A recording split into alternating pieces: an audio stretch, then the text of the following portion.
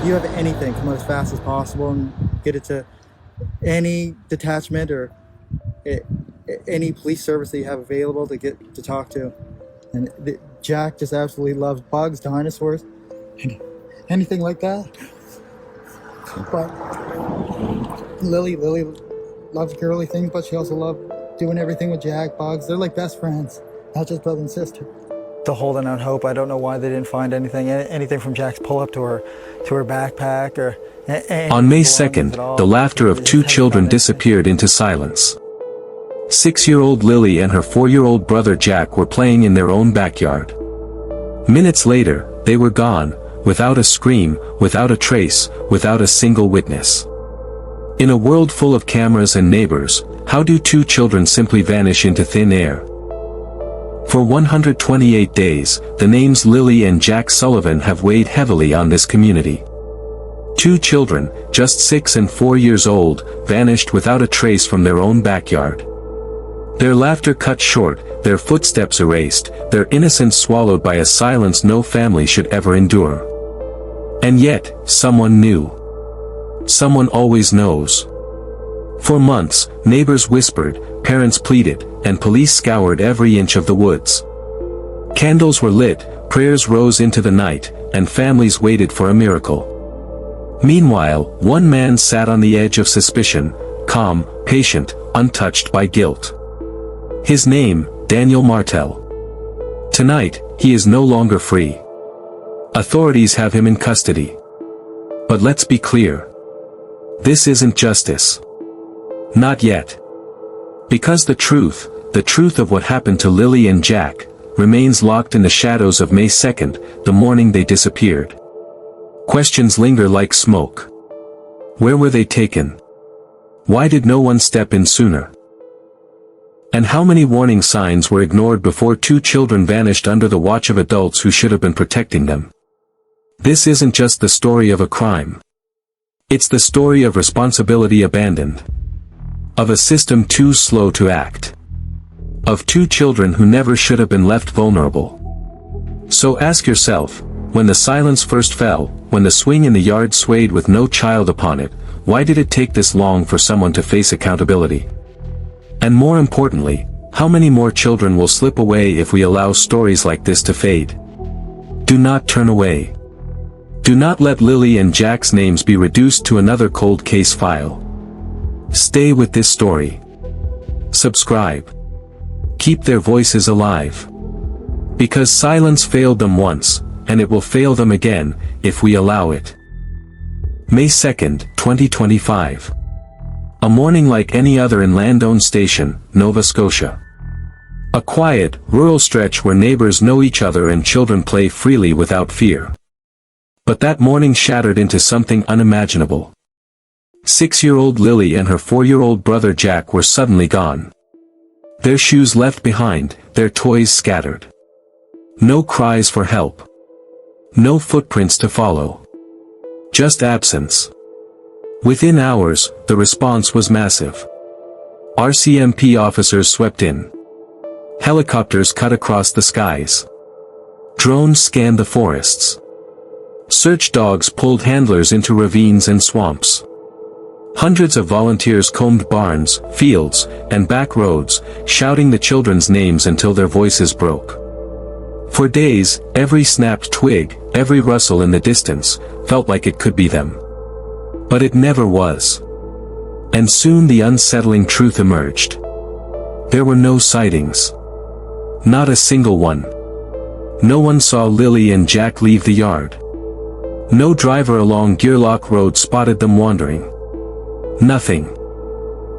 Two children seemed to vanish in daylight, as if the world had swallowed them whole. Their vulnerability cannot be overstated. Lily, just old enough to know fear, but still trusting. Jack, barely stringing together sentences, still reaching for an adult's hand. Children who would follow if told to. Children who believed adults always told the truth. Their parents pleaded through tears. Their grandmother begged the world not to stop searching. The community rallied, neighbors fed searchers, strangers donated gear. Everyone wanted to believe this would end with the children returned, asleep under blankets in the back of a cruiser.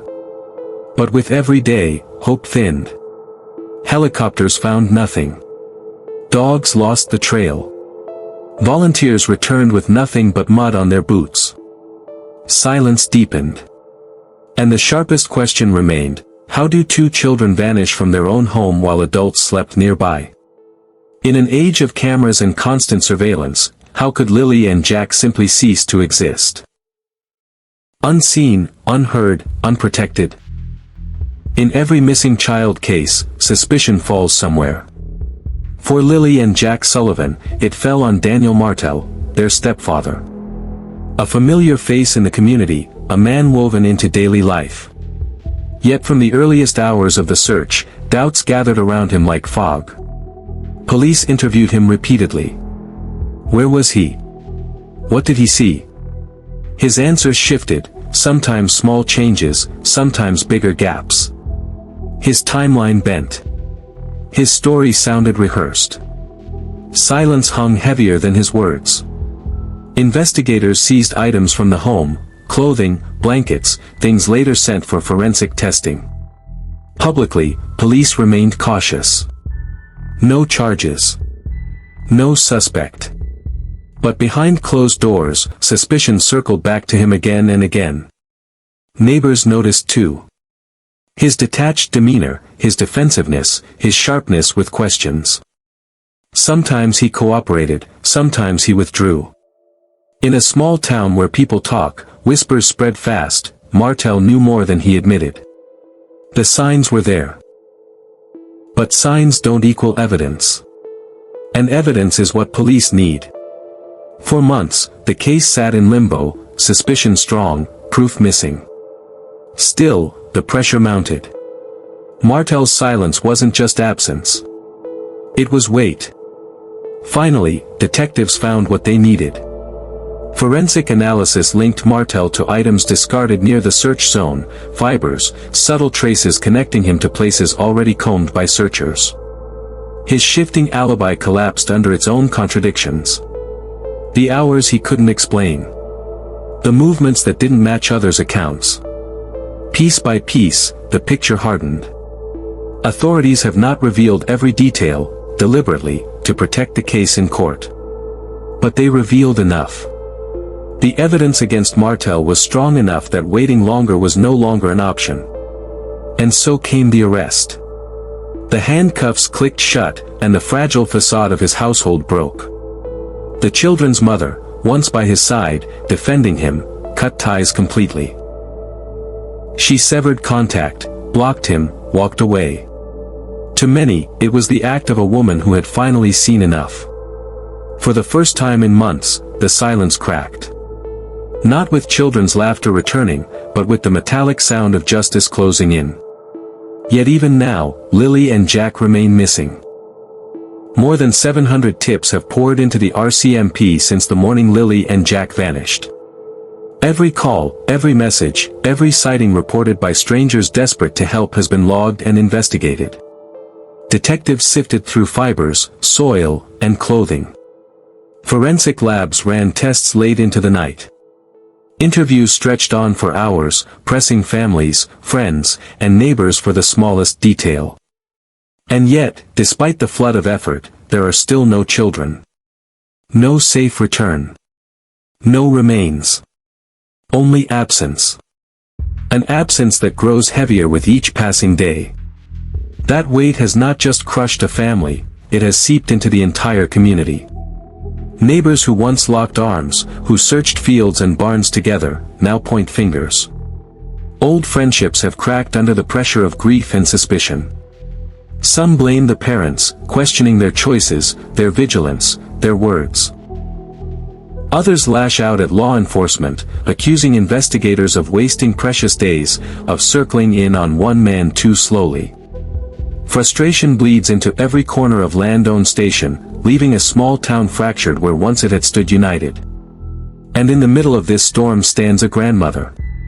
Tired, trembling, her voice fragile but unwavering. She has spoken before cameras, before searchers, before strangers.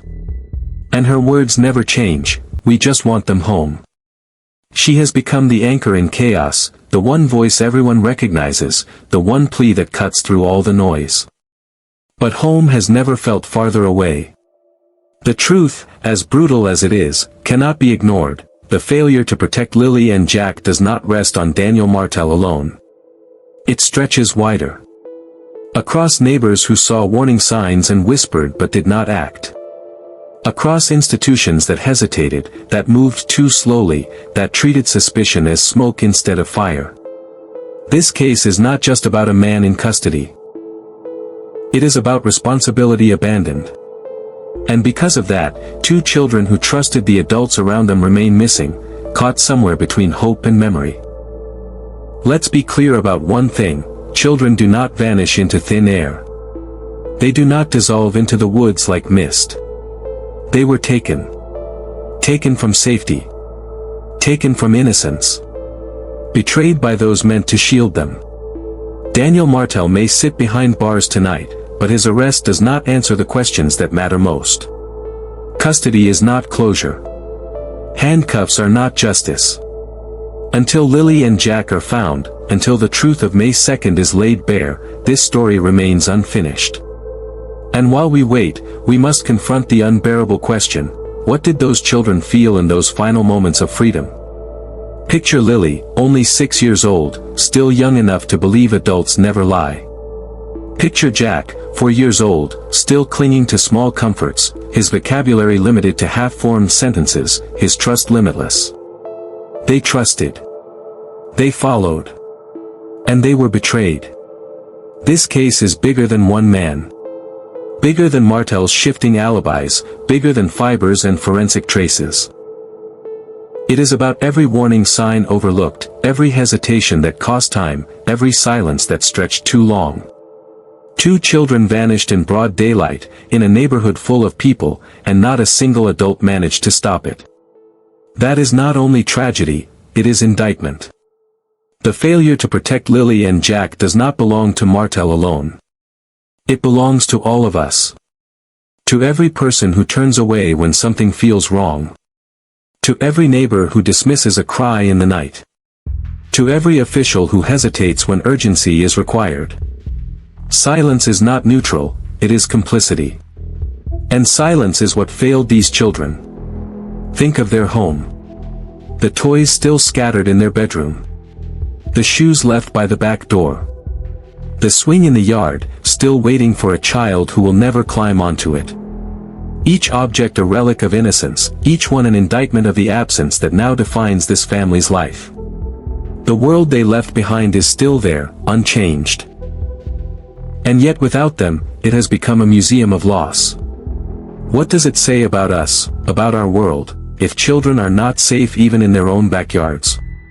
If laughter can vanish in a blink, and 2 young lives can dissolve into silence without immediate answers? These are not just questions for investigators. They are questions for all of us. Because if Lily and Jack's disappearance can happen in a quiet Canadian town where everyone knows each other, then it can happen anywhere. And so we must ask again, who failed them? Was it the neighbors who noticed but stayed quiet? Was it law enforcement, moving too slowly to act? Was it the system that allowed hesitation to replace urgency? The answer is all of the above. The truth is shared. And the weight of responsibility belongs to every silence, every hesitation, every moment when someone chose comfort over confrontation. Lily and Jack's story is not one to consume and move on from. It is not a headline to scroll past or a tragedy to discuss for a day and forget. It is a question we must carry with us. If children are not safe in their own homes, if their laughter can disappear into silence while adults sleep nearby, what does that say about the world we've built for them? So I ask you, do not turn away. Do not let their names fade into a forgotten file gathering dust in some back office cabinet. Keep their memory alive. Keep pressing for answers. Stay with this investigation. Subscribe, share, speak their names. Because silence failed Lily and Jack once, and silence will fail them again if we let it. And until the day comes when their absence is replaced with truth, this story remains open. Waiting. Demanding that we remember.